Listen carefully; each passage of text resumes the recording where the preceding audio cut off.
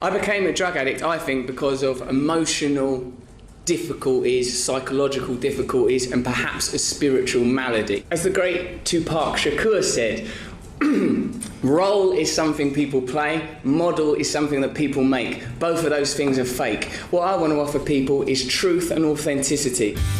Russell Brand, a little Tupac in front of Parliament right there. Always interesting. Well, now Russell is sharing the details of his long list of addictions, from heroin, sex, food, and more, to how he got clean. The new book is called Recovery: Freedom from Our Addictions. Welcome, Russell. Hi, Russell.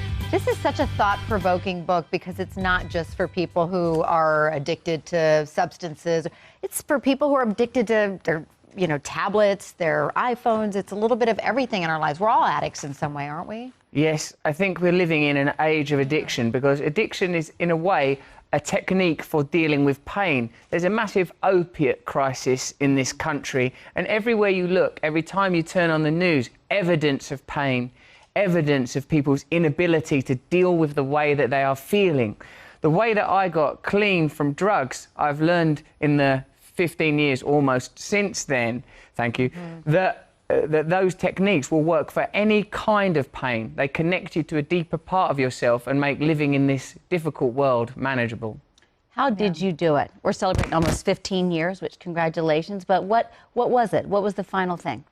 Do you mean with, like, drugs? Or with everything? Because for you, when you read the book, what I love is how you break down the 12 steps and then how you really saw the 12 steps. And was there one moment that was finally a big turning point?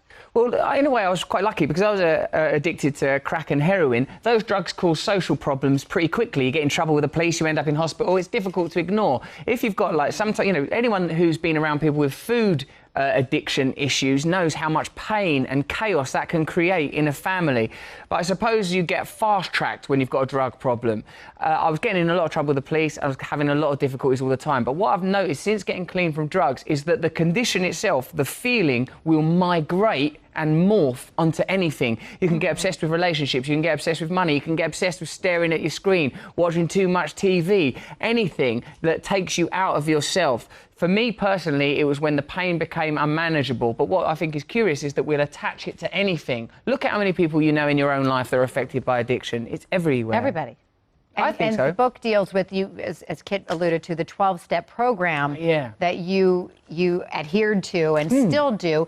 What was I think step 4 you wrote about was perhaps the hardest for you. That's where you have to kind of come face to face with your demons, right? And what led you down that path? The 12 steps is a master plan. It's a brilliant code that was invented in your country about 100 years ago to help people with drug and alcohol problems. The first step is you admit you have a problem. The second step is you come to believe that your problem could improve. Like, it's obvious when you've got a problem, if you're in a bad marriage or you're watching too much TV or you're overweight or you just don't feel happy and connected. Once you admit that, there's the possibility of a change. Then you have to believe that change is possible.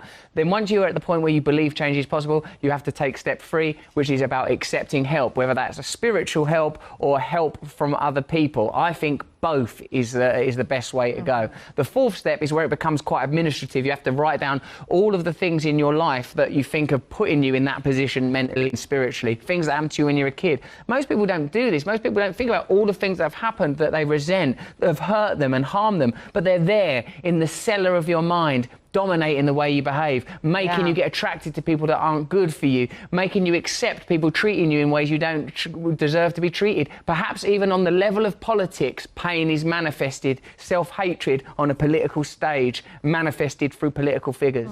Can you believe your journey that you now have become with the book and sort of self-help and everybody that you're helping? Could you ever have predicted this years ago, back in the heyday of everything? Oh no, because I was a maniac. And still now I am a maniac. That's what I believe in this. In a way, this is a self-help book, a personal development book, but it's a personal development book written by a maniac. I'm not like them people like Eckhart Tolle, those people that are like pure consciousness, they're emanating great light. I'm capable of doing something crazy at a moment's notice. I'm still very, very easily triggered. I have to watch myself because I want to live a good life, not out of some moral, ethical reason, although there is that. It's just that I know it doesn't work staring at porn, staring at social media. I'm only happy when I feel like when I'm being worthwhile to other people.